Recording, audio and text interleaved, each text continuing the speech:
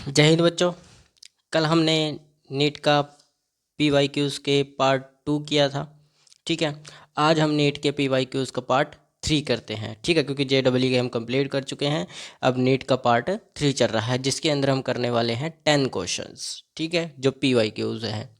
ठीक है, तो पहला PYQs यहाँ पर है। अब की बार मैं क्लास में लिखे लिखाए PYQs नहीं लूँगा, जैसे ब्लैक बोर्ड पर लिख देता था मैं और आपके सामने होते थे। अब की बार मैं क्वेश्चन भी खुद लिखूँगा, फिर उसको एक एक करके सोल्व भी करेंगे।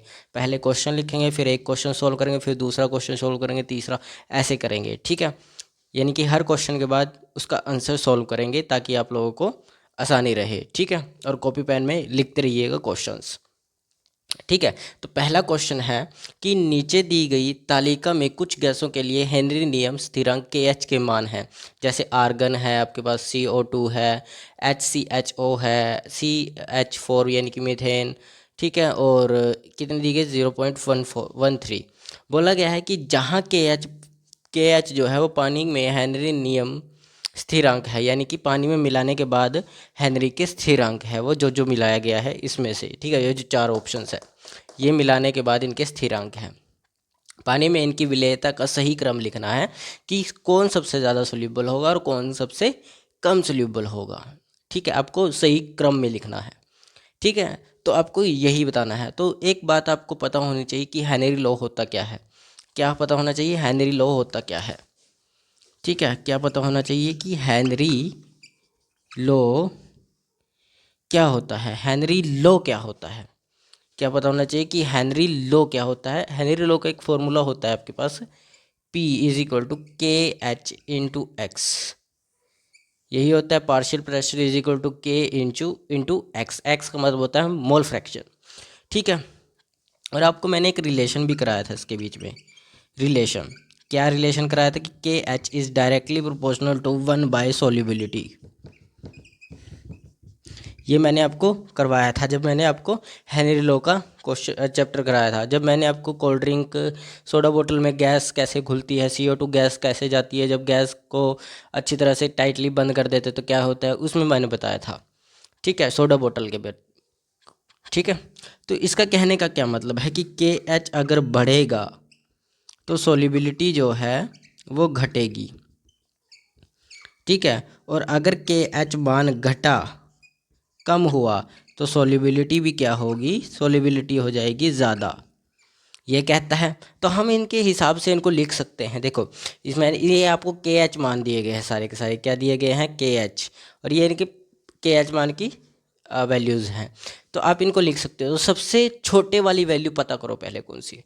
देखो, सबसे छोटे वाली ये भी नहीं, ये भी, ये सबसे छोटी है, क्योंकि देखो इसके साथ 10⁻⁻5 है, और माइनस की जो भी पावर होती है वो सबसे छोटी रकम होती है, क्योंकि इसके पास 5 जीरोज़, उसके बाद 5 अक्षर के बाद पॉइंट और लगेगा। कोई है 5 अक्षर के बाद पॉइंट नहीं है, तो इसका मतलब क्या आएगा, सबसे छोटी तो ये होगी HCHO, यानी कि सबसे छोटा। सबसे छोटा आया तो यहाँ पर लिख देता हूँ मैं, यहीं पर लिख दें HCHO।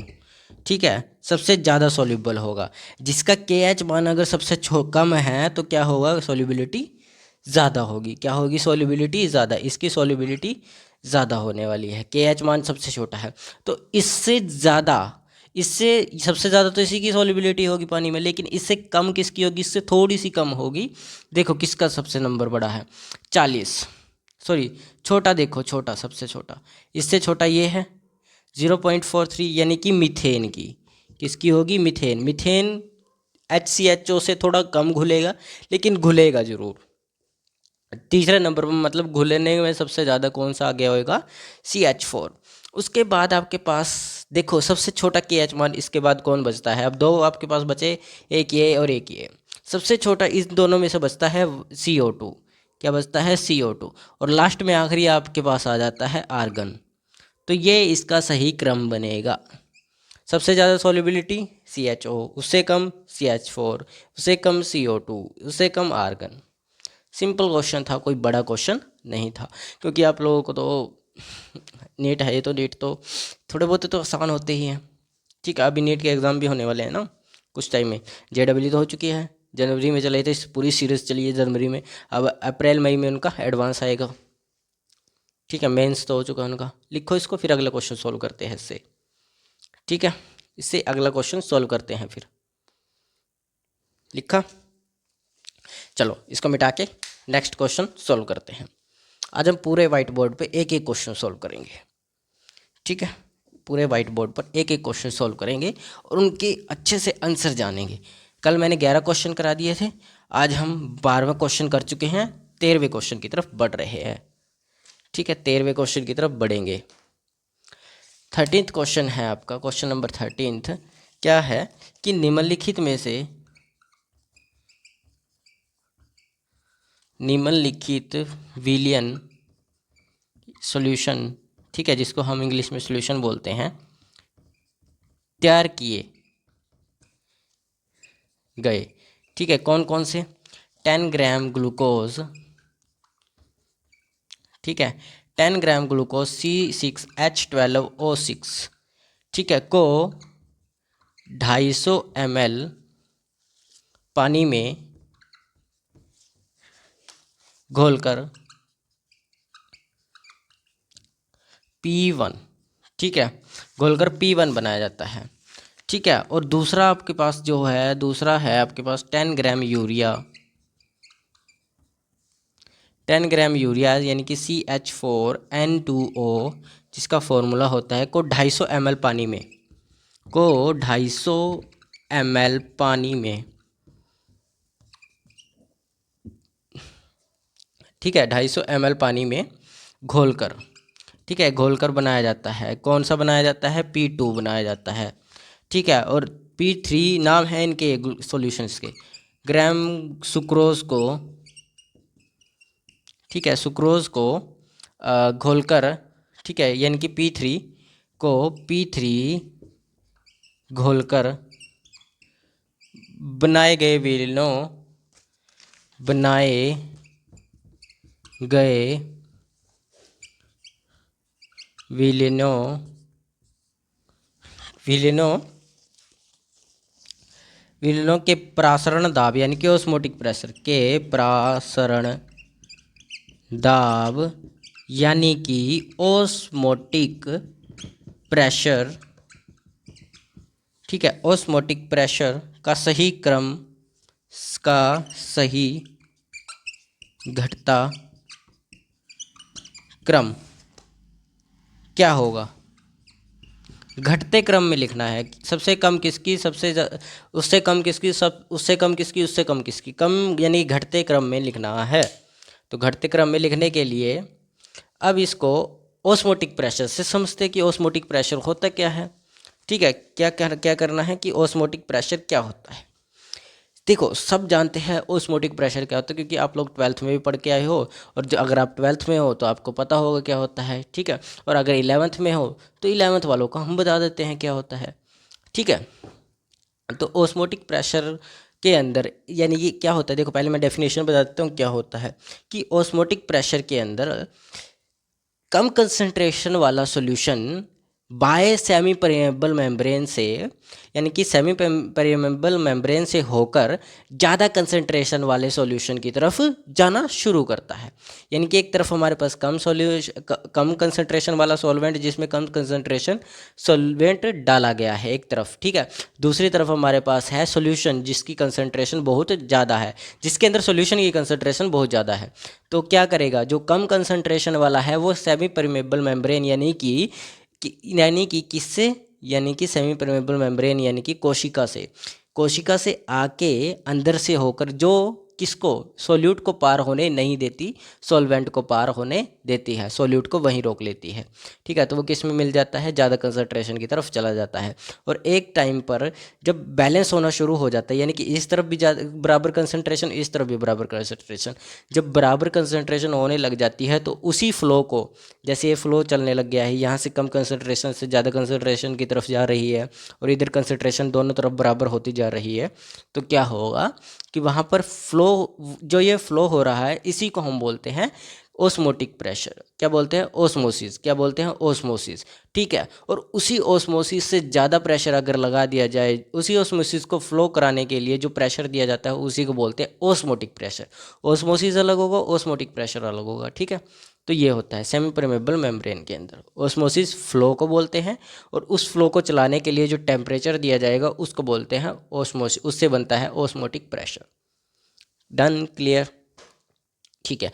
अब चलते हैं ओस्मोटिक का एक प्रेशर का एक फॉर्मूला होता है। ओस्मोसिस का एक फॉर्मूला होता है आपके पास, pi is equal to ICRT। ये एक फॉर्मूला होता है आपके पास ICRT। क्या होता है? ICRT, ठीक है। क्या फॉर्मूला होता है? ICRT होता है, ठीक है। अब आपको देखो, क्वेश्चन को ध्यान से पढ़ो। 10 ग्राम यूरिया, क्वेश्चन मार्क, इसको अंडरलाइन कर लो, ठीक है। उसके बाद आपको दिया गया है 10 ग्राम यूरिया हो गया, 10 ग्राम ग्लूकोज हो गया, और 10 ग्राम सुक्रोज हो गया। एक बात इनमें कॉमन है, एक बात इनमें कॉमन है। क्या कॉमन है वो बात? ये सब के सब, ये तीनों के तीनों जितने भी सॉल्यूट है आपके पास, ये तीनों के तीनों नॉन इलेक्ट्रोलाइट सॉल्यूट है। ये तीनों के तीनों क्या है? नॉन इलेक्ट्रोलाइट सॉल्यूट है। क्या है ये दोनों के दोनों? तीनों के तीनों, तीनों नॉन इलेक्ट्रोलाइट यानी कि अनअपघट्य, ठीक है, सॉल्यूट है, इलेक्ट्रोलाइट सॉल्यूट है। देन आई की वैल्यू यहाँ पर हो जाएगी 1। आई की वैल्यू 1 होगी तो हमारे पास जो इक्वेशन बनी वो CRT बनी, CRT बनी। क्या बनी? CRT बनी, CRT बनी। क्या बनी? CRT बनी, ठीक है। अब आपको क्या करना होगा? हाँ, आपको कंसंट्रेशन निकालनी है। क्या निकालनी है? कंसंट्रेशन निकालनी है। क्या निकालनी है? कंसंट्रेशन निकालनी है, ठीक है। तो निकालो कंसंट्रेशन, कैसे निकाली जाएगी, ठीक है। देखो, सबसे पहले आप लोग ऑस्मोटिक प्रेशर हो गया, ICRT आ गया आपके पास, आई की वैल्यू आ गई, सीधा आपके पास वो बन गई। ये मोलैरिटी निकालनी है। क्या निकालनी है? मोलैरिटी, यानी कंसंट्रेशन निकालनी है। कंसंट्रेशन निकालने के लिए क्या चाहिए होगा? यानी कि मोलैरिटी निकालने के लिए फॉर्मूला होता है moles of solute divided by volume of solution. याद रखना, sorry, volume of solvent. Solution की तो मास में होती है ना, मास परसेंटेज में, सॉल्वेंट की होगी यहाँ पर, ठीक है। तो सबसे पहले आपको निकालनी पड़ेगी मोलैरिटी, और मोलैरिटी के लिए चाहिए moles of solute. Moles of solute के लिए ये तो हो गया आपके पास 10 ग्राम। तो मैं डायरेक्टली क्वेश्चन कर रहे हैं ना हम, तो डायरेक्टली क्वेश्चन मैं समझा रहा हूँ।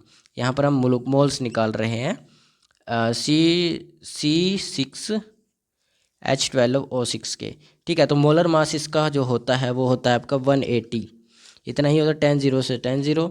अब ये आ गया 0 0, आपने लगा दिया 0 0, ठीक है। अब क्या होगा? 18 को आप 18 के ऊपर डिवाइड करोगे इसको, तो 18 के ऊपर डिवाइड करोगे तो 18 पंजे 90, तो 5 आएगा, ठीक है, पॉइंट, फिर 10 बचा, फिर 5 आएगा, फिर 5 आएगा, ठीक है। तो इतने मोल्स आपके पास आ गए। कितने आ गए? 5.55, इतने मोल्स आपके पास आ गए। वॉल्यूम, वॉल्यूम देखो, वॉल्यूम यहाँ पर 250 ml में दिया गया है। आपको किस में चाहिए? लीटर में चाहिए। तो कितना आएगा लीटर में? लीटर में कितना बनेगा? बताओ, बताओ कितना बनने वाला है लीटर में भाई? बताओ बताओ, जल्दी बताओ, लीटर में कितना बनेगा? कितना बनेगा लीटर में? लीटर में बनेगा लीटर में बनेगा आपका, ये देखो, 0.25। कितना बनेगा? 0.25 की जगह आप इसको लिख लो 250/1000, यानी कि 55/100, क्योंकि 2 पॉइंट्स हैं, ठीक है। तो 250 इसके भी 100 ही लगा लो 250 की जगह, ठीक है। 25 लिख लेते हैं ना, कैंसिल आउट, ये तो मैंने आगे कर ही दिया। 100 लगाओ, क्योंकि 0.05 बन गया था, ठीक है, 0.25। तो पॉइंट के बाद 2 अक्षर की जीरोज़ आ गई, ठीक है, ऊपर भी जीरोज़। 100 से 100 कैंसिल आउट, 55 डिवाइडेड बाई 25। 5 के ऊपर डिवाइड करो इसको, 5 के ऊपर डिवाइड करोगे 55, 5 छक्कम 5, 5 एकम 5, 5 एकम 5, इसको करोगे आपके पास आएगा 5 5 25, 5 दूनी 10, ठीक है, 5 दूनी 10, एक बचा, फिर 5 दूनी 10 पॉइंट, फिर बचा 10, 5 एक ज़ीरो लगाई, 5 तो नहीं 10, ये आपके पास मोलैरिटी आ जाएगी। क्या आ जाएगी? मोलैरिटी आ जाएगी। क्या आ जाएगी? मोलैरिटी आ जाएगी। ठीक है, क्या आएगी? मोलैरिटी। ठीक है, तो मोलैरिटी आ गई। इसमें कंसेप्ट में थोड़ी कमी हो रही है क्या? मोल्स निकालने थे। एक मिनट, इसने एक बात और कही है कि तीनों के तीनों एक ही चीज़ में तैयार किए जाते हैं, यानी कि यहाँ पर क्या होगा, इन्होंने कोई कंडीशन नहीं दी गई, टेम्परेचर नहीं दिया गया, तो सेम टेम्परेचर होगा और सेम सेम सॉल्वेंट होगा। Same temperature same solvent. देखो, same solvent, same solvent, same solvent, 250 gram, इसमें भी 250 ml होगा। ठीक है, 300, ये तीनों के तीनों सेम सॉल्वेंट में डाले गए हैं, पानी के अंदर। ठीक है, तो पानी के अंदर डाले गए हैं, सेम सॉल्वेंट है। ठीक है, और इनका जो वॉल्यूम है वो भी सेम है, और टेम्परेचर जो है वो भी सेम ही होगा। टेम्परेचर भी क्या होगा? सेम होगा। टेम्परेचर भी सेम होगा। ठीक है, तो बचा क्या आपके पास? मोल्स बचे। और मोल्स बचे तो जिसके मोल्स ज़्यादा आएंगे, जिसके मोल्स ज़्यादा आएंगे उसके हिसाब से आपको इसका क्या करना पड़ेगा? उसके हिसाब से आपको इसकी क्रम में लिखना होगा, इसको घटते क्रम में। ठीक है, उसके हिसाब से लिखा जाएगा, मोल्स के हिसाब से। तो मोल्स मोल्स निकालो, मोलैरिटी नहीं निकालनी, हमने थोड़ा ध्यान नहीं दिया। ठीक है, मोलैरिटी आपको नहीं निकालनी इसमें अभी, क्योंकि आप इसको मोल्स से निकाल सकते हो, हमें टेम्परेचर गिवन नहीं है ना। अगर टेम्परेचर गिवन होता, आर की वैल्यू तो सबको पता होती है, टेम्परेचर होता तो हम निकाल लेते। लेकिन ऐसा नहीं करना, अब की बार आपको मोल्स से निकालना, क्योंकि उसने बोला है same temperature at same temperature और सेम सॉल्वेंट। ठीक है, सेम सॉल्वेंट, तो ये आ गया आपके पास, मोल्स इतने आ गए इसके। ठीक है, और उसके बाद आपके पास आएगा ये 10 grams divided by sucrose. Sucrose देखो कितना होगा, सॉरी यूरिया, यूरिया को देखो, यहाँ पे मैं डायरेक्टली इसके मोल्स निकालता हूँ। डायरेक्टली इसके मोल्स लिख लेंगे, 12 हैं, प्लस 4 16 हैं, 16 हैं, और 14 दूनी 28, 16 और 28 होते हैं आपके 34, सॉरी 16 और 28 करोगे ना 44। ठीक है, और 44 और ऑक्सीजन 60 हो जाएगा। कितना हो जाएगा? 60। इसको इससे काटोगे तो 1/6 आएगा। 1/6 को इससे करोगे तो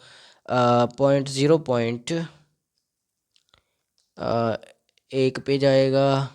उसके बाद 4 बचा 0, छिकम छिकम 36, 1.6, 0.16 आएगा। कितना आएगा? 0.16 आएगा। ठीक है, 6 आगे करोगे तो 7 आ जाएगा, 7। ठीक है, अब आपको ये किसके निकले? सुक्रोज के। ठीक है, अब निकाल लो आप इसके यूरिया, सॉरी ये निकले आपके यूरिया के। ठीक है, यूरिया के और सुक्रोज के भी निकाल लो। सुक्रोज मोल से आपको इसको क्लियर करना था। ठीक है, 10 gram divided by moles. Moles, इसके मोल्स निकालो। सुक्रोज का फॉर्मूला क्या होता है? पता है किसी को सुक्रोज का फॉर्मूला क्या होता है? सुक्रोज का जो फॉर्मूला होता है वो होता है C12H22O11, शायद यही होता है। C7C12H22O11, शायद यही होता है। क्या होता है? शायद यही होता है, यही। 12 को 12 से 144, 22, 144 और 22 होगा आपका 144 और 22 66, यानी कि 166, और 177 बनेगा। ये कितना बनेगा? 177, यानी कि सुक्रोज का जो आएगा आपका 177 तो नहीं आएगा, 300 उतना आएगा। ओ की आप 11 के साथ मल्टीप्लाई करोगे तो 16 मल्टीप्लाइड बाय 11 है। ठीक है, तो जोड़कर इन तीनों का जो आएगा आपके पास 342 आएगा। कितना आएगा मोलर मास? 342। अब 342 को भाई 10 से डिवाइड कर लो, कितना आएगा? 10 से क्या कर लो, डिवाइड कर लो, और 10 से डिवाइड करने पर मेरे पास आंसर है इसका 0.29। अब जिसके मोल्स सबसे ज़्यादा, जिसके मोल्स जो है वो सबसे ज़्यादा है, उसका आंसर आ जाएगा आपका। ठीक है, तो यहाँ पर ये 0 से 0 कैंसिल आउट, यहाँ 0 पॉइंट आएगा ना, 0.55। ठीक है, 0.55। अब इसमें सबसे कम किसके मोल्स हैं, सबसे कम मोल्स किसके हैं? तो सबसे कम मोल्स हैं हमारे पास, सबसे कम मोल्स हैं इसके, सुक्रोज के, सॉरी यूरिया के। किसके हैं? यूरिया के, यूरिया के हैं। तो सबसे ज़्यादा ऑस्मोटिक प्रेशर यूरिया का होगा, क्योंकि सेम सॉल्वेंट है तो मोल्स ही रह गई। सेम सॉल्वेंट तो मोल्स से, मोल्स देखो मैं बताता हूँ, देखो आर की वैल्यू सबको पता है, सेम टेम्परेचर था, तो बचा क्या हमारे पास? कंसंट्रेशन बचा। कंसंट्रेशन में से भी देखो मोल्स होते हैं डिवाइडेड बाय वॉल्यूम, यही होता है वॉल्यूम। तो यहाँ पर देखो ना, वॉल्यूम तो सेम है, सॉल्वेंट सेम है, तो बचा क्या? मोल्स। अगर मोल्स की वैल्यू के ऊपर डिपेंड करेगा, मोल्स कम तो सबसे ज़्यादा इसका ऑस्मोटिक प्रेशर होगा, तो सबसे ज़्यादा यूरिया का होगा। ठीक है, सबसे ज़्यादा जो ऑस्मोटिक प्रेशर है वह यूरिया का होगा, और उससे कम जो होगा वो होगा सुक्रोज का। एक मिनट, सुक्रोज का क्यों होगा 0. सुक्रोज का ओके, ओ 5 है ना, तो सबसे बड़ा तो यही हो गया सुक्रोज। ये 0.029 है, तो सुक्रोज की जगह ग्लूकोज आएगा पहले, क्योंकि ग्लूकोज जो है वो 555 है पॉइंट के बाद, लेकिन ये 0.2529 है, तो ये लास्ट में आ जाएगा सुक्रोज। यानी कि यूरिया गया था आपका P2, यहाँ P3 P1 आ गया, और यहाँ आ गया P3। ठीक है ना, ये आपके बढ़ते क्रम में आएगा। ऑप्शन में जो था आप लोग आ लेते हैं, उसमें से ऑप्शन मेरे पास नहीं लिखे हुए थे, मैंने सिर्फ क्वेश्चन आपको दिया है। ऑप्शन में आपको मिलेगा ये, आप उसको आंसर कर देना, आपका क्वेश्चन हो जाएगा। देन लिखो इसको, समझो, थोड़ी सी थोड़ा सा इग्नोर करना उसको। थोड़ी सी हमने क्या कर दिया, हमने मोलैरिटी निकालने पर ध्यान दे लिया, हमने ये नहीं देखा टेम्परेचर सेम है, वो वॉल्यूम जो है सेम है, यानी कि सॉल्वेंट जो सेम था, तो डिपेंड किसके ऊपर करेगा? सिर्फ मोल्स के ऊपर डिपेंड करेगा, कि टेम्परेचर नहीं, आर की वैल्यू इसमें पुट नहीं कर सकते, नहीं हमें ऑस्मोटिक प्रेशर दिया है कि टेम्परेचर की वैल्यू निकाल सके, ऐसा कुछ नहीं दिया था। तो आर भी सेम हो जाएगा, और जो टेम्परेचर है वो भी सेम माना जाएगा। तो बचा क्या? सी बचा। सी के अंदर सॉल्वेंट सेम, तो बचे क्या? मोल्स। जिसके मोल सबसे ज़्यादा वो उसका जो ऑस्मोटिक प्रेशर सबसे ज़्यादा, जिसके मोल सबसे कम उसका ऑस्मोटिक प्रेशर सबसे कम होगा। देन थोड़ा सा बस भटक गए थे। ठीक है, इसको लिखो, फिर हम अगले क्वेश्चन की तरफ चलते हैं।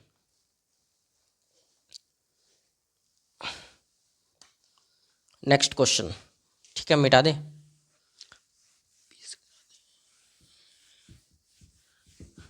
चलिए मिटा देते हैं क्वेश्चंस को। अब छोटे छोटे से क्वेश्चन हैं आपके, मैंने चेक किए हुए हैं, छोटे छोटे से क्वेश्चन हैं, ज़्यादा बड़े क्वेश्चंस नहीं हैं। देखो आपको इनकी लेंथ से ही पता चल जाएगा कि कितने बड़े क्वेश्चंस हैं। क्वेश्चन है आपके पास 45, यानी कि 14th क्वेश्चन है आपके पास। 45 डिग्री सेल्सियस पर बेंजीन और ऑक्टेन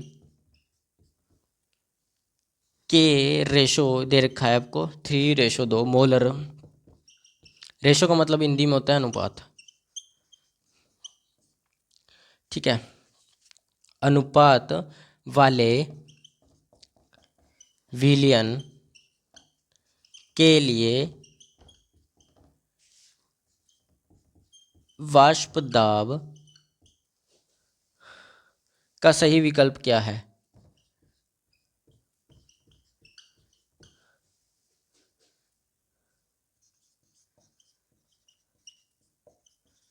विकल्प क्या है? 45 डिग्री सेल्सियस पर बेंजीन का वाष्प दाब 280 mm Hg है, और ऑक्टेन का ये यानी कि 45 डिग्री सेल्सियस पर जो है बेंजीन का जो वेपर प्रेशर है, बेंजीन का वेपर प्रेशर आपको दिया गया है 280 mmHg। मैं डायरेक्ट लिख रहा हूँ, वैसे लाइनिंग में लिखा हुआ है, ठीक है। और ऑक्टेन का आपको दिया गया है 420 mmHg, ठीक है। मैंने इसीलिए नहीं लिखा, टाइम वेस्ट ना हो, ठीक है। ये है आपका 14th क्वेश्चन। क्या है ये? 14th question. अब सबसे पहले आपकी नज़र गई होगी, दोबारा पढ़ के देखो, पहले एक बार क्वेश्चन को दोबारा पढ़ के देखो। क्या कहता है कि 45 डिग्री सेल्सियस पर बेंजीन और ऑक्टेन के रेशो 3:2 मोलर अनुपात वाले विलयन के लिए वाष्प दाब का सही विकल्प क्या है? सबसे पहले इसमें जो हमें गिवन है वो वाष्प दाब का रेशो है, यानी कि वेपर प्रेशर का। और वेपर प्रेशर किसके अंदर होता है? आइडियल सॉल्यूशन में होता है। वेपर प्रेशर किस में होगा? आइडियल सॉल्यूशन में। तो ये किसको फॉलो करेगा? रूल्स लॉ को फॉलो करेगा। किसको फॉलो करेगा? रूल्स लॉ को फॉलो करेगा। तो रूल्स लॉ को अगर फॉलो करेगा तो आइडियल सॉल्यूशन मतलब रूल्स लॉ को फॉलो करेगा, ठीक है। आइडियल सॉल्यूशन रूल्स लॉ क्या होता है? P total is equal to, क्योंकि तो कुल वेपर प्रेशर दिया गया है, ठीक है। तो टोटल पी नोट बी लिख देता हूँ मैं बेंजीन को, X B plus of P naught O लिख देता हूँ, ठीक है। और एक्स का भी ओ लिख देता हूँ, ऑक्टेन, ठीक है। ये मैंने सिंबल में लिख दिया, ठीक है। अब मोल फ्रैक्शन आपको गिवन है रेशो में, देखो मोलर अनुपात, ठीक है, यानी कि मोल फ्रैक्शन आपको गिवन है रेशोज में। किस में गिवन है? रेशोज में गिवन है, ठीक है। यानी कि मोलर मास का जो ये रेशो है ये हमें बताता क्या है कि ऑक्टेन, सॉरी बेंजीन पहले है ना, तो benzene ratio octane is equal to 3:2। क्या है? 3:2। तो दोनों टोटल जो है हमारे पास, टोटल जो आते हैं ये दोनों को जोड़कर टोटल हमारे पास बनता है 5। कितने बनते हैं? 5। यानी कि एक्स ऑफ बी यानी कि मोल फ्रैक्शन ऑफ बी क्या है हमारे पास? 3/5, ठीक है। और एक्स ऑफ ओ हमारे पास आएगा 2/5। ये हमारे पास एक्स बी और ये आएगा, तो ये बनेगा 0.6, ये बनेगा 0.4। एक मिनट, 0.4 बनेगा, हाँ 0.4 बनेगा। देन क्यों? क्योंकि ये रेशो दिया गया था, टोटल इतना होगा, टोटल मतलब रेशो डिवाइडेड बाय करना है तो 5 आ जाएगा। दैट्स ऑल, कुछ नहीं करना था बस। अभी क्वेश्चन पूरा नहीं हुआ, लेकिन एक चीज़ और करना है, टोटल वेपर प्रेशर पर्याप्त करना है हमें। क्या करना है? टोटल वेपर प्रेशर पर्याप्त करना है कि कितना वेपर प्रेशर इसमें चाहिए होगा। इसने ही पूछा गया है कि वाष्प दाब का सही विकल्प क्या होगा, कि हमें कितना वाष्प दाब देना है, वह कितना वाष्प दाब हमें देना सही रहेगा, ठीक है। तो पी नोट आपको गिवन है, देखो पी नोट बी गिवन है और पी नोट ओ गिवन है आपको ये। तो सीधा डायरेक्ट फॉर्मूले में पुट कर दीजिए बस, P total is equal to 280 into में 0.6 प्लस ऑफ, इसको प्लस की तरह लिख देता हूँ, ये आपको गिवन है 420 इंटू में 0.4, इसके डिवाइडिंग में लग जाएगा 10, इसके डिवाइडिंग में लग जाएगा 10, इससे 0 से 0 कैंसिल आउट, इधर से भी 0 से 0 कैंसिल आउट। 4 दूनी 8, 4 चौके 16, 6 6 6 8 48, ठीक है। 48 में से 4, 6 दूनी 12 और 4 16, यानी कि 336 mmHg सही विकल्प रहेगा कि हम प्रेशर टोटल इतना लें, ठीक है। सही विकल्प हमारे लिए कितना रहेगा? 336 mmHg सही विकल्प रहने वाला है। तो ये क्वेश्चन नंबर 14 था। कितना छोटा सा क्वेश्चन था और आसान भी था, ठीक है। भाईजान आप तो आसान ऐसे ही बोल देते हो, आसान थोड़ी ना होते हैं। आसान होते तो मैं आज मैं डॉक्टरी कर रहा होता। चलो, हो गया क्वेश्चन। नेक्स्ट नेक्स्ट क्वेश्चन देखते हैं, जो है आपका 15th क्वेश्चन। देखो कहा था ना छोटे से क्वेश्चन है, ज़्यादा बड़े क्वेश्चन नहीं है।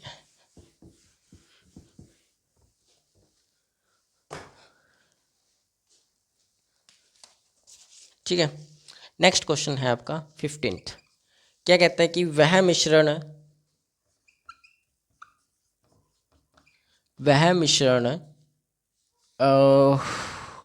जो रोल्ट के नियम से धनात्मक यानी कि पॉजिटिव, ठीक है, विचलन का मतलब होता है डेविएशन, मैं हिंदी में इंग्लिश में भी लिख देता हूँ, पॉजिटिव डेविएशन, ठीक है, पॉजिटिव डेविएशन प्रदर्शित करता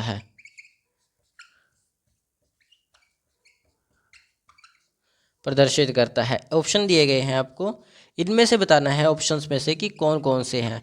बेंजीन प्लस टोल्यूइन, ठीक है। बी ऑप्शन है एसीटोन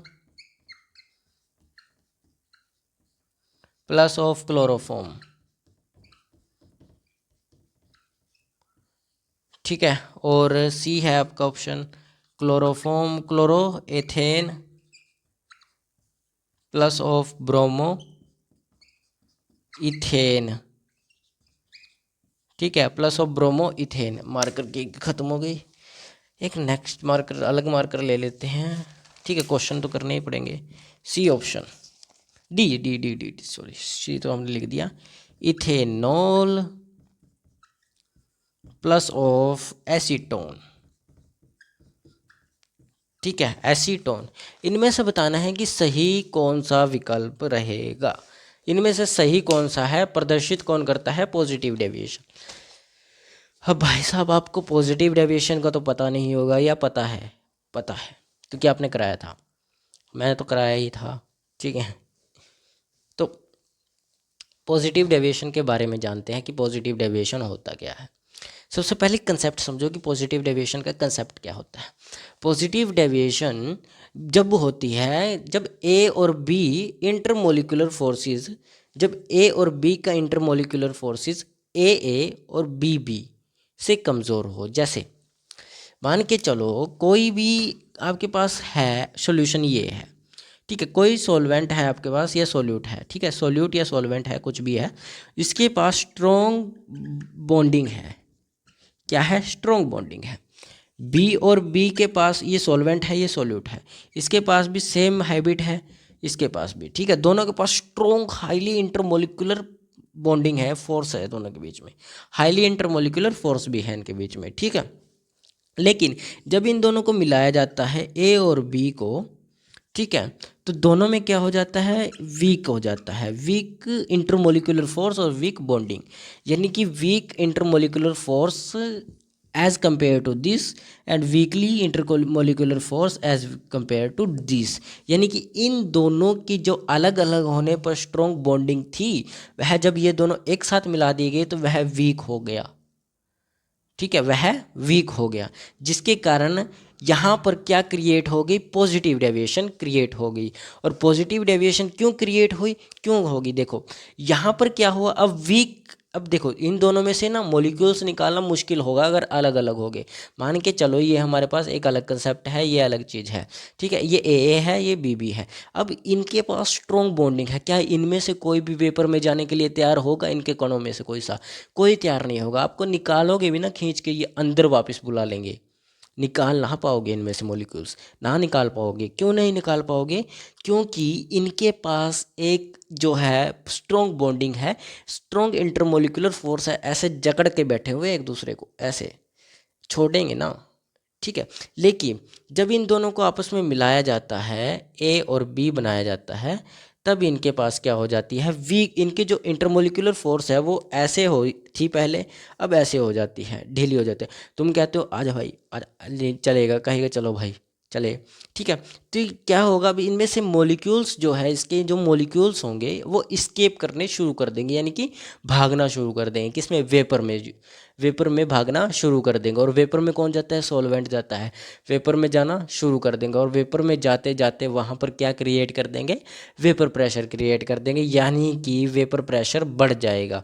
और जहाँ पर वेपर प्रेशर बढ़ जाता है वहाँ पर पॉजिटिव डेविएशन होती है। समझ आया, इतना समझ आया।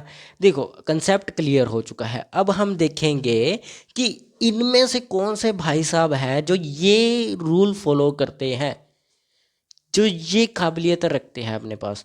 तो देखें, ठीक है, बेंजीन, बेंजीन के बारे में पता होना चाहिए। बेंजीन एक बहुत अच्छी चीज़ है, बेंजीन के बारे में पता होना चाहिए। देखो benzene, sorry, benzene 15th question है।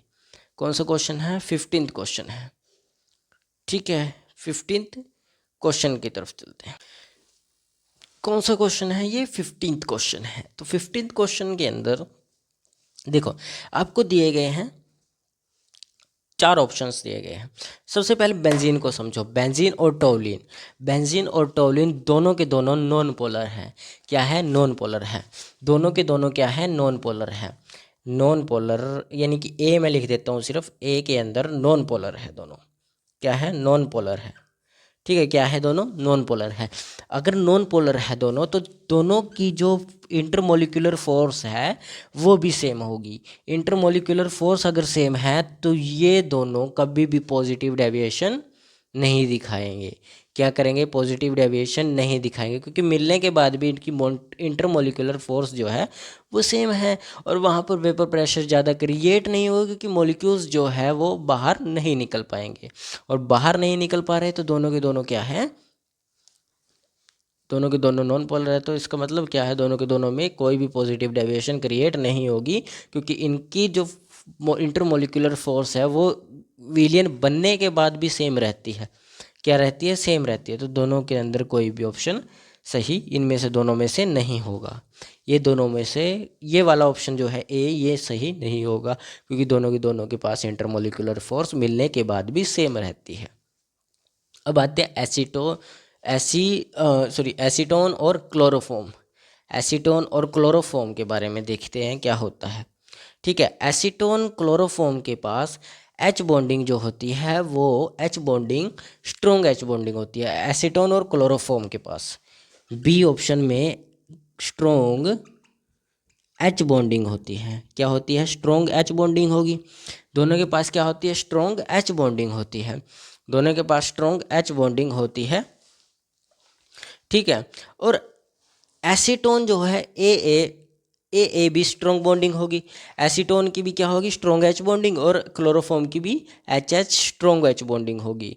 यानी कि दोनों के मॉलिक्यूल्स के बीच में अट्रैक्शन फोर्स जो होगा वो ज़्यादा होगा। अब इन दोनों को विलियन में मिला दिया गया। अब इन दोनों को विलियन में मिला दिया गया। वहाँ पर क्या हुआ? अब दोनों के पास क्या है? दोनों के पास क्या है? इंटरमोलिकुलर फोर्स ज़्यादा अट्रैक्टेड है। ये ले भाई, इसके कणों को मैं खींच के रखूँगा एकदम, ए ले ले ले, ऐसे ऐसे खींच के रखेगा। अगर खींच के रखेगा तो क्या मॉलिक्यूल इस्केप करेंगे? नहीं करेंगे। इस्केप नहीं करेंगे तो क्या होगा? पॉजिटिव डेविएशन क्रिएट नहीं होगी, और ये हमारा ऑप्शन नहीं होगा। ऑप्शन भी ना होने वाला है। अब आती है बाहर क्लोरोएथेन और ब्रोमेथेन। इन दोनों को आपस में मिलाया जाता है। क्लोरोइथेन और ब्रोमोइथेन दोनों सिमिलर नेचर के हैं, बराबर नेचर है दोनों का। ठीक है, यानी कि दोनों के दोनों नियर आइडियल बिहेवियर दिखाते हैं। नियर आइडियल बिहेवियर सोल्यूशन दिखाते हैं, यानी कि जो आइडियल सोल्यूशन होता है उसके जैसा बिहेवियर दिखाते हैं। कैसा बिहेवियर? आइडियल सोल्यूशन के जैसा बिहेवियर दिखाते हैं। ठीक है, तो आइडियल सोल्यूशन के अंदर क्या नॉन पॉजिटिव डेविएशन होगी कभी? अरे नहीं होगी, नहीं होगी। क्यों? आइडियल सोल्यूशन के अंदर पॉजिटिव डेविएशन कैसे क्रिएट करोगे? नहीं हो सकती। ठीक है, इसके अंदर ऐसा नहीं होने वाला, क्योंकि ये रोल्स लॉ को फॉलो करता है, और रोल्स लॉ में वेपर प्रेशर हमेशा ज़्यादा रहता है। ठीक है, तो रोल्स लॉ तो वेपर प्रेशर को ही फॉलो करता है ना। तो सी ऑप्शन भी आपका नहीं होगा। तो बचा क्या? डी। तो डी आंसर हो गया। कंप्लीट क्वेश्चन है। देखो आपने सब कुछ, आप यहाँ से 100% श्योर हो कि यही आंसर है? 100% श्योर हो कि यही आंसर है? क्यों? आपने तीनों को चेक किया, अच्छे से कंसेप्ट क्लियर करके चेक किया, तब जाकर आपका आंसर आया है। ये मत सोचना तुक्का लग गया, हाँ यार ठीक है ये आंसर आया। ऐसा नहीं है, मेहनत लगती है आप लोगों की। ठीक है, मेहनत करो, हो जाएगा। Next question. हाँ, नेक्स्ट क्वेश्चन देखते हैं।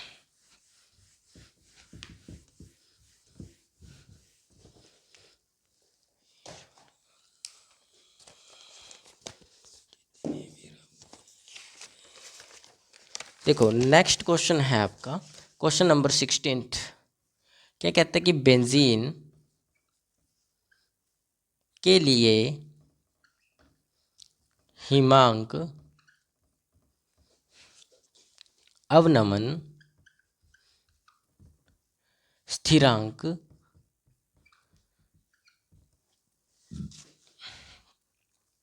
सॉरी के एफ होगा ना, की बार के एच नहीं होगा, का मान 5.12 के जी मोल इनवर्स है। बेंजीन में 0.078 एम मोललता वाले एक वैद्युत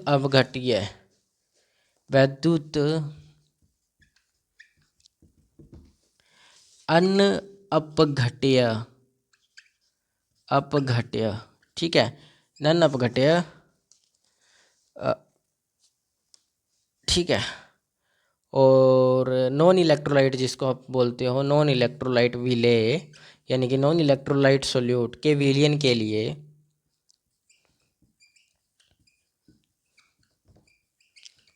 के लिए हिमांक में अवनमन का मान क्या होगा? हिमांक में अवनमन का मान क्या होगा, ये आपको निकालना है कि अवनमन का मान क्या होगा। ठीक है, तो question number 16 is very important note. आसान क्वेश्चन है क्योंकि कंसेप्ट है सबसे पहले फ्रीजिंग पॉइंट इन डिप्रेशन। अवनमन जो होता है हिमांक अवनमन, वो उसको हिंदी इंग्लिश में बोलते हैं फ्रीजिंग पॉइंट इन डिप्रेशन। ठीक है, तो delta T F is equal to K F into M, that's ठीक है, ये होता है जिसके अंदर के एफ का मान आपको गिवन है। सॉरी आई भी होता है ना, वांट ऑफ फैक्टर भी आएगा, मॉडर्न वाली ले रखी है। ठीक है, मॉडर्न वाली लेनी है तो आपको देखो मोलैलिटी गिवन है। ठीक है, मोलैलिटी 0.078 एंड के एफ का मान 5.12, ठीक है 5.12 है। एंड नॉन इलेक्ट्रोलाइट बोला है तो आई की वैल्यू तो 1 आनी ही है, तो delta T F is equal to 1 into 5.12 into 0.078, then इसको इससे मल्टीप्लाई कर लो, इसके डिवाइडिंग में 100, इसकी डिवाइडिंग में 70, ये 8 का 8 रह जाएगा, इसके डिवाइडिंग में 1000 आ जाएगा। ठीक है, 78 को इससे मल्टीप्लाई कर लो, 15 है 12 है, ठीक है, यानी कि 512 हैं बटे 78, 8 दूनी 16 है, 1 8 1 8 और 1 9, 8 5 40 इंटू में 7 दूनी 14, 1 7 1 7 8, 7 2 5 35 6, ठीक है 9 4 11 है, 9 4 13 है, 1 9 आ गया, 7 9 और 5 4 और 5 9, ठीक है, ये आ गया आपके पास 3 39, यानी कि 39936 डिवाइडेड बाय 1 लाख। ठीक है, 1 लाख, तो इसका आंसर जो डेल्टा टी एफ आपके पास आ गया वो आया है 0.39936, ये आपके पास आंसर आया है। और इस आंसर को आपको ऑल अराउंड निकालना पड़ेगा। अराउंडेड, अगर राउंडेड देखे तो इसके पीछे कितना, देन इसके पीछे कितना, हाँ 6 है, तो 5 से बड़ा है तो एक अक्षर आगे लग जाएगा, तो ये आपके पास आ जाएगा 0.40 के, क्योंकि डेल्टा टी एफ केल्विन में आता है ना, तो ये आपका आंसर आएगा 0.40। ठीक है, ये आपका आंसर आएगा डेल्टा टी एफ। आसान था, मुश्किल क्वेश्चन तो था ही नहीं, इतने आसान क्वेश्चन क्या करें, आसान होते हैं तो करिए। ठीक है, लिख लो इसको, मिटा दें, मिटा देते हैं। चलो next question next question 17th, ये भी आसान है। ऑप्शंस भी है इसमें, तो 17th ये भी कंसेप्ट बेस है, ये भी जल्दी हो जाएगा। देखो मार्कर ही नहीं चल रहे यार आज मेरे, क्या हो गया है इनको, हैं? यदि वह मिश्रण, ये भी नहीं चल रहा। चलो अब तो लिख दे इसी से, जो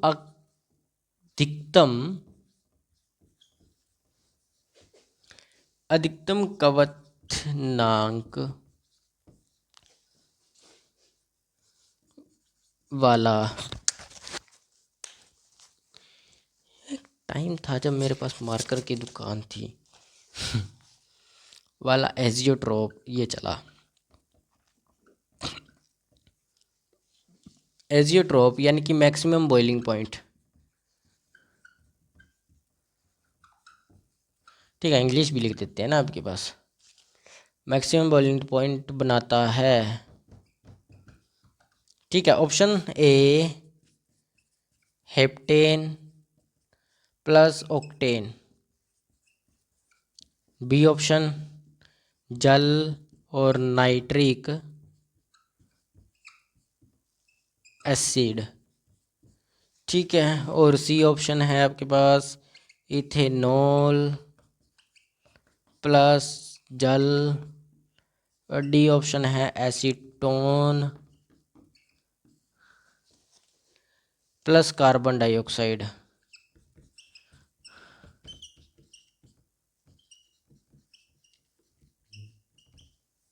ये है, ठीक है। Then solve. देखो सबसे पहले मैक्सिमम बॉइलिंग पॉइंट पता होना चाहिए क्या होता है। मैक्सिमम बॉइलिंग पॉइंट पता होना चाहिए क्या होता है। देखो मैक्सिमम बॉइलिंग पॉइंट जो होता है, मैक्सिमम बॉइलिंग पॉइंट एजियोट्रोप वहाँ क्रिएट होता है जब नेगेटिव डेविएशन होती है, जब नेगेटिव डेविएशन होती है। और नेगेटिव डेविएशन कब होती है, देखो अब क्या होता है नेगेटिव डेविएशन में, क्या होता है, तुम क्यों गिरते हो बार बार। देखो नेगेटिव डेविएशन में, ठीक है, नेगेटिव डेविएशन वैसे मैं करवा चुका हूँ। इसमें क्या होता है, जो ए वीक होता है, वीक स्ट्रॉन्ग, वीक बॉन्डिंग, ठीक है। और जो बी होता है वो भी वीक होता है, या आप इसमें ले लो नॉर्मल, ठीक है, ये भी नॉर्मल है, नॉर्मल सॉल्वेंट और नॉर्मल सॉल्यूट। अब इन दोनों की नॉर्मल स्ट्रॉन्गिंग बॉन्डिंग है और नॉर्मल ही दोनों के दोनों है। अब इन दोनों को मिलाया जाता है ए और बी। अब इनकी नॉर्मल से क्या हो जाएगा, ये स्ट्रॉन्ग बॉन्डिंग बना लेंगे, क्या बना लेंगे, स्ट्रॉन्ग बॉन्डिंग बना लेंगे। देन स्ट्रॉन्ग बॉन्डिंग बनाई तो वेपर प्रेशर क्या होगा, कम हो जाएगा। क्यों कम होगा, क्योंकि क्या होगा, जब स्ट्रॉन्ग बॉन्डिंग बना लेंगे, जब नेगेटिव डेविएशन में स्ट्रॉन्ग बॉन्डिंग बना लेंगे विलियन बनने के बाद, तो ये ऐसे चिपक जाएंगे, ऐसे निकालना बड़े मुश्किल है। इसको इससे, इसको इससे, इसको इसके एक दूसरे से चिपके पड़े हैं तो निकालना मुश्किल है। अब वेपर प्रेशर बनाना ज़रूरी, वेपर प्रेशर नहीं बनेगा, कम बनेगा। क्यों नहीं बनेगा, क्योंकि मॉलिक्यूल्स आपस में चिपके पड़े हैं, उनके बीच में स्ट्रॉन्ग बॉन्डिंग है, ठीक है। देन यहाँ पर क्या क्रिएट नहीं होगी, यहाँ पर पॉजिटिव डेविएशन तो होने वाले नहीं, नेगेटिव डेविएशन होगी। और नेगेटिव डेविएशन होती है तो मैक्सिमम बॉइलिंग पॉइंट बनता है, और अगर पॉजिटिव डेविएशन होगी तो मिनिमम बॉइलिंग पॉइंट बनेगा। यहाँ पर उल्टा केस है। कभी ये सोचो कि यार यहाँ पर क्या होगा, वेपर प्रेशर कम हो रहा है तो इसका मतलब क्या होगा, हाँ, यहाँ पर नेगेटिव डेविएशन होगी, सॉरी पॉजिटिव डेविएशन होगी, ठीक है, यानी कि मिनिमम बॉइलिंग पॉइंट एजियोट्रोप बनेंगे। और मैक्सिमम यानी कि जहाँ पर वेपर प्रेशर बढ़ रहा है वहाँ पर क्या होगा, पॉजिटिव का मतलब क्या होगा, बढ़ रहा है, बढ़ने का मतलब मैक्सिमम नहीं, ऐसा नहीं है, ये उल्टा होगा। नेगेटिव पे मैक्सिमम होगा और पॉजिटिव पे मिनिमम होगा, ठीक है, तो यहाँ मैक्सिमम होगा, ठीक है। तो हमें ऐसा ही इनमें से ढूंढना है कि जिसके पास पहले तो नॉर्मल हो, उसके बाद ये स्ट्रॉन्ग बॉन्डिंग रखे अपने मॉलिक्यूल्स के बीच में। बस ऐसा कोई मॉलिक्यूल ढूंढ दो भाई, इसमें से कोई सॉल्यूशन। तो सबसे पहले हेप्टेन और ऑक्टेन की बात करते हैं, हेप्टेन और ऑक्टेन की बात करते हैं। किसकी बात करते हैं, हेप्टेन और ऑक्टेन। हेप्टेन और ऑक्टेन दोनों सिमिलर सॉल्यूशंस है। सिमिलर सॉल्यूशंस कैसे, जैसे दोनों के दोनों नॉन पोलर सॉल्यूशंस है। क्या है, नॉन पोलर सॉल्यूशंस है। तो नॉन पोलर सॉल्यूशंस का बनता है आइडियल सॉल्यूशन। क्या बनता है, आइडियल सॉल्यूशन। इसीलिए ये तो कभी होगा नहीं, क्योंकि आइडियल सॉल्यूशन के अंदर ना तो नेगेटिव डेविएशन बनती है ना पॉजिटिव डेविएशन। तो पहला ऑप्शन कैंसल आउट। क्यों? क्योंकि दोनों के दोनों सिमिलर है, यानी कि दोनों के दोनों सिमिलर, ये और ये दोनों सिमिलर है। सिमिलर मतलब नॉन पोलर, और नॉन पोलर का हमेशा आइडियल सॉल्यूशन बनता है, ये याद रखना। उसके बाद आता है ये, अगर सिमिलर हो, अगर ना अलग अलग हो दोनों तो फिर अलग चीज़ बनेगी। अब ये आ जाते हैं जल और नाइट्रिक एसिड, पानी। पानी के बारे में बताओ। पानी क्या होगा? जब पानी होगा ना, दोनों की जो एच बॉन्डिंग है वो वीक है, दोनों की नॉर्मल एच बॉन्डिंग है। देखना, पानी की नॉर्मल एच बॉन्डिंग होती है और नाइट्रिक एसिड की भी नॉर्मल एच बॉन्डिंग होगी। जब दोनों को मिलाएंगे तो स्ट्रॉन्ग एच बॉन्डिंग बन जाएगी। क्या बन जाएगी? स्ट्रॉन्ग एच बॉन्डिंग बन जाएगी, यानी कि स्ट्रॉन्ग मॉलिक्यूल अट्रैक्शन हो जाएगी। और वहाँ पर क्या होगा? वहाँ पर नेगेटिव डेविएशन बनेगी। क्या बनेगी? Negative deviation. क्योंकि क्या हो गया? मॉलिक्यूल्स के बीच में अट्रैक्शन ज़्यादा होगी, एक दूसरे को खींचने की क्षमता ज़्यादा, तो बाहर तो निकलेंगे नहीं। वहाँ पर वेपर प्रेशर क्रिएट कम, और अगर वेपर प्रेशर कम क्रिएट हो रहा है, नेगेटिव डेविएशन हो रही है, तो minimum boiling point azeotrope, maximum boiling point azeotropes भी यहीं पर होंगे। तो आपको अपना आंसर मिल चुका है सेकेंड ऑप्शन। क्या मिल चुका है? सेकेंड ऑप्शन आपका आंसर है। सेकंड ऑप्शन आपका आंसर है। ये गलत, ये गलत, ये गलत। क्यों गलत हो गई? क्योंकि हमें सेकंड मिल गया, तो ये दोनों तो गलत हो गई, क्योंकि हमने अपना सेटिस्फाई होकर क्वेश्चन को लिया है। ऐसे करने हैं सॉल्व, उड़ा देंगे हवा में। ठीक है, नेक्स्ट क्वेश्चन, नेक्स्ट क्वेश्चन की तरफ चलते हैं। यार मार्कर भी तो नहीं ढंग से चलते हैं। 18th question,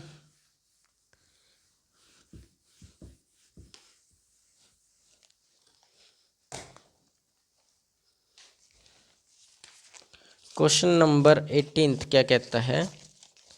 18th question number, ठीक है, क्वेश्चन नंबर 18th।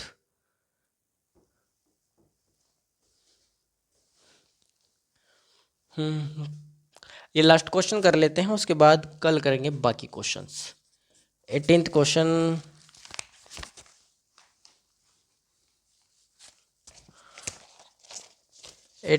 है जल से संतृप्त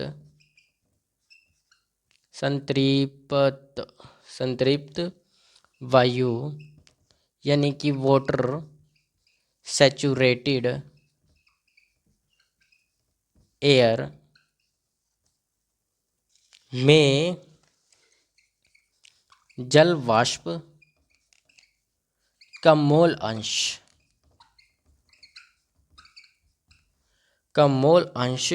0.02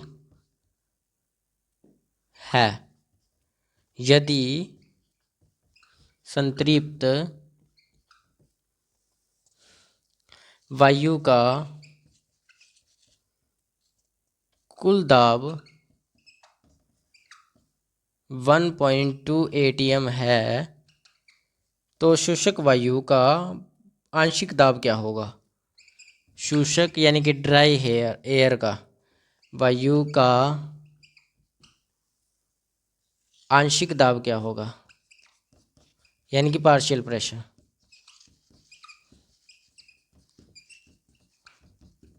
होगा, 1 मिनट में इसमें इंक डाल लेता हूँ मार्कर में। इंक भी क्या डालनी है, मेरे पास मार्कर है 2, ठीक है, ये अलग से मार्कर रखे हुए हैं मैंने। क्वेश्चन है, पढ़ो पहले दोबारा से। क्या कहता है कि जल से संतृप्त वायु, वाटर सैचुरेटेड एयर में जल वाष्प का मोल अंश 0.2 है, यदि संतृप्त वायु का कुल दाब 1.2 atm है। शुष्क, यहाँ शुष्क आएगा। शुष्क वायु का आंशिक दाब क्या होगा? शुष्क वायु का आंशिक दाब क्या होगा? सबसे पहले बात किसकी हुई है? आंशिक दाब की। तो आंशिक दाब निकालना है तो पार्शियल प्रेशर के लिए आपके पास फॉर्मूला होता है P total is equal to P1, क्योंकि कुल भी आपको दिया गया है, कुल दाब, तो P1 प्लस P2। ठीक है, P1 हमारा हो जाएगा ड्राई का, निकालना है अपने ड्राई एयर का। ठीक है, ये हो जाएगा P dry air plus of ये हो जाएगा P2 H2O जल का, ठीक है, पानी का। तो आपके पास ये नहीं है अभी, तो ये निकालने के लिए आपको क्या करने का पड़ेगा? PH2O, ठीक है, P note H2O plus O into में मोल फ्रैक्शन ऑफ H2O, ठीक है, जिसका आपको ये गिवन है 0.02 गिवन है, 0.02 गिवन है, ठीक है, 0.02 गिवन है। एक बात और याद रखना, अगर आपको यहाँ पर ये गिवन नहीं है तो आप यहाँ पर टोटल भी यूज़ कर सकते हो। तो टोटल यूज़ करोगे तो आपको कितना दिया गया है, 1.2 दिया गया है। तो PH2O आपके पास आ जाएगा, टोटल है ये, तो ये आ जाएगा आपके पास 0.024, ये आपके पास आ गया। अब आप इस फॉर्मूला में इसको पुट कर दो, किसके अंदर, इस फॉर्मूला में। इस फॉर्मूला में पुट करोगे तो आप क्या करोगे, देखो मान आपको बता दिया था वैसे, ये वाला है H2O, ये वाला है आपका ड्राई का, ठीक है।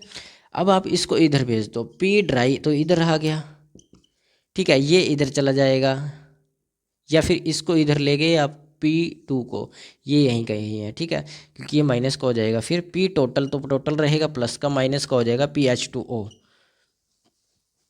सेम ये H2O की वैल्यू है, P ड्राई आ जाएगा आपका यहाँ से, क्या आ जाएगा, P ड्राई। तो ड्राई के लिए 0.024 माइनस, सॉरी 1.2 माइनस ऑफ 0.024, ठीक है, ये आ गया।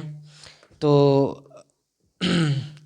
0.001 आ गया, 1 में से 4, 10 में से 4 गए 6.6 आ गया, ठीक है, और 10 में से गए 9 में से 2 गए 7, ठीक है, और यहाँ पे बचा 1 और 1 में से 1 आ गया 0.1।